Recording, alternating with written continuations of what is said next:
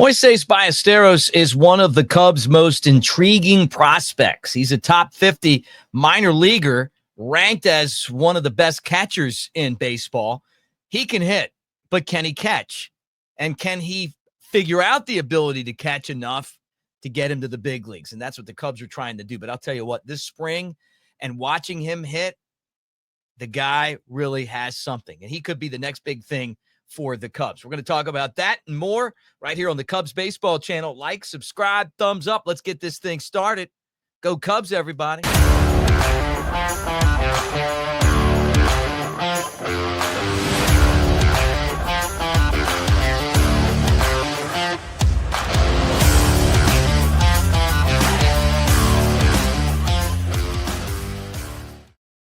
What do you say, gang? Thanks for hanging out with us here on the Cubs Baseball Channel. Make sure that you like and subscribe and thumbs up, and let's do this thing. We do it every day, and we appreciate you guys for making the show part of your daily routine. Yeah, I mean, I can't say thank you enough. Baseball season's right around the corner, and I mean the regular season, and we get like a sneak peek with the two games coming up mid-March in Japan, and those are coming faster than you can really think. I mean, today's March 7th. So, I mean, we're in the teens now for some baseball. One of the players, though, that I wanted to highlight was prospect Moisés Ballesteros. And he's starting to get a lot of run with the media because they're starting to see this guy, and it's one of those players where you're like, okay, he's ranked really high. His numbers are good, but what's he look like in a uniform? Well, last year, the whole thing for him was just trying to slim down so he could be a little more mobile behind the plate, but you don't want to lose your ability to hit, right? And when he grew up in Venezuela, his dad, Harry, was his hitting coach. And I'll tell you what, he said he's still his hitting coach, watches him on TV, tells him how to make tweaks. These days, they'll throw anybody at a hitting coach job.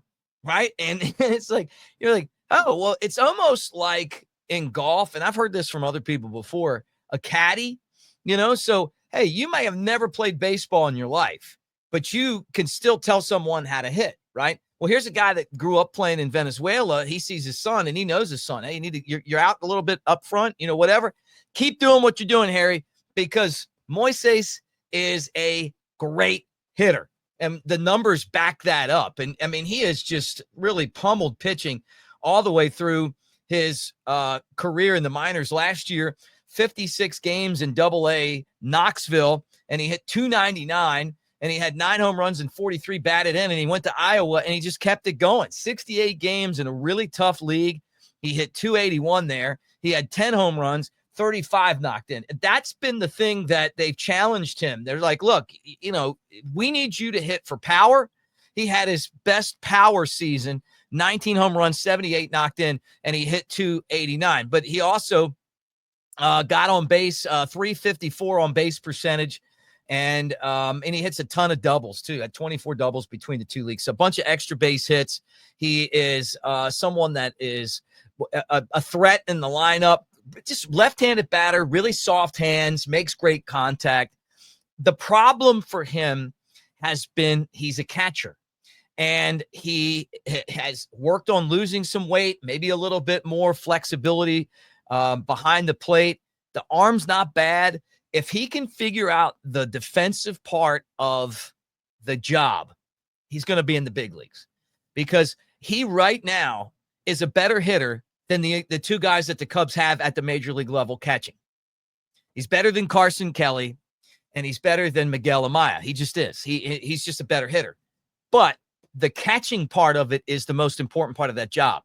So you put him up there, and you're like, okay, you got catching, and you got DH. He plays some first, but he's too small to play first base. When the Cubs had him in the minor leagues playing first base, it was always a head scratcher to me. Because at 5'8", 215 is what he's listed at, he's not going to play first base, right? But he's one of those really smart Venezuelan native players, which I'm telling you, I've grown to love those guys.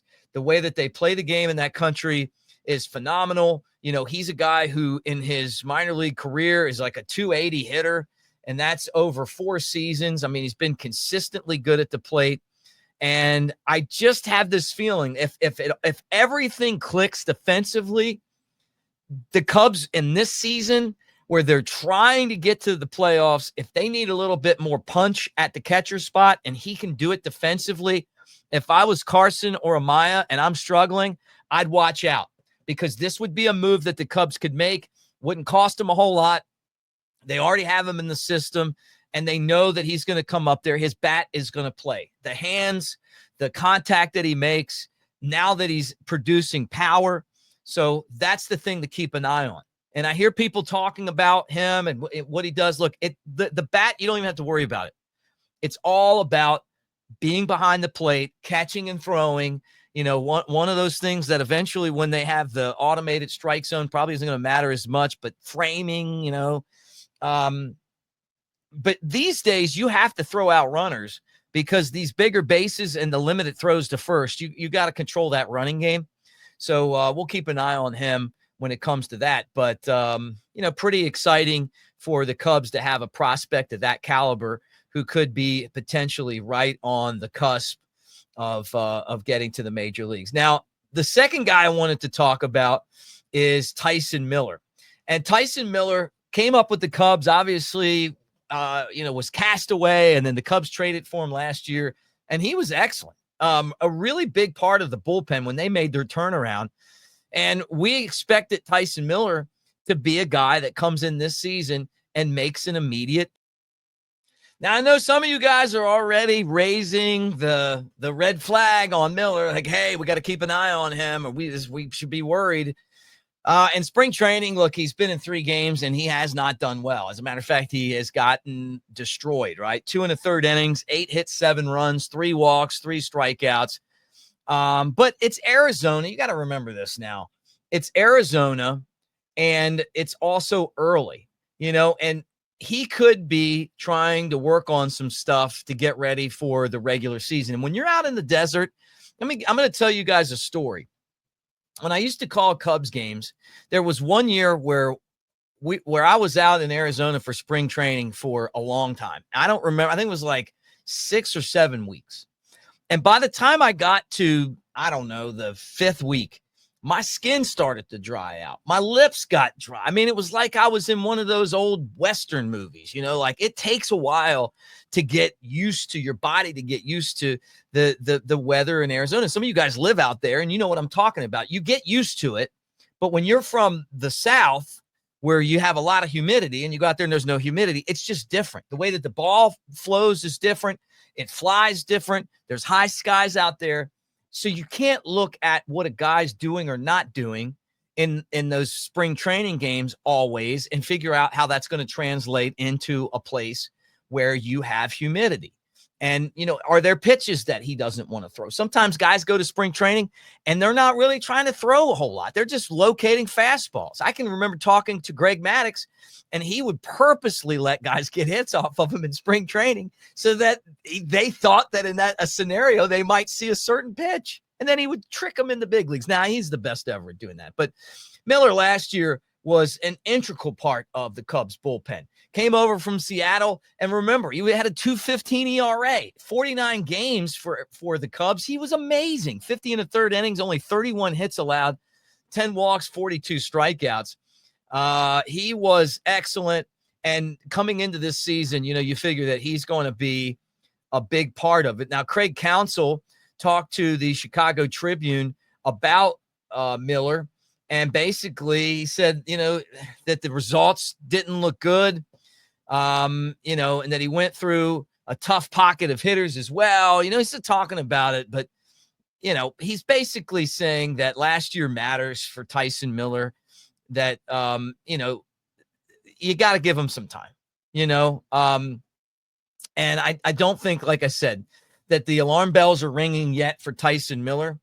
But with that said, there's a lot more competition in this bullpen and in this pitching staff now than there was last year. And it's not like the Cubs have a whole lot invested in Tyson Miller. So he's got to figure it out at some point, but I still think that he's on that plane to Japan. And I think that they would use him in a high leverage spot, expecting to get the job done, even if he doesn't in Arizona. But reading your comments, I know some of you guys are like, yeah, I mean, we're Cubs fans. We worry about everything. Okay. Just because we've seen everything. We just have. So, I mean, when you start to worry about players, normally it's because they're about to be very bad. And some of you guys go back further than the mid 80s.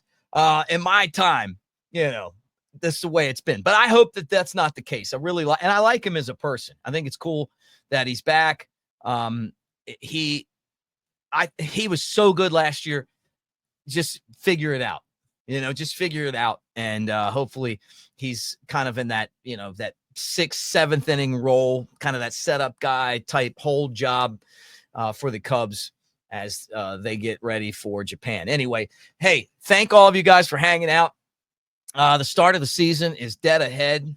So every day we're getting closer and closer to the start of baseball season. So like, subscribe, thumbs up, get in that comment section. And go Cubs. I mean, this is what it's all about. Hey, and if there's a prospect that you guys want me to do a video on, let me know. I've seen a lot of these guys play, like Moisés Ballesteros. Really big fan of his bat and his hands. The fact that he, came from kind of humble beginnings over in Venezuela. The dedication that he brings to the game, loves the game, grew up around the game. And I think he's going to be a big leaguer this year at some point. Just got to get the catching part of it down. And that could be the thing that's his Achilles heel. But him going out there cutting some weight is going to help him a lot, I think. All right, like, subscribe, thumbs up. We'll do it again tomorrow. Go Cubs.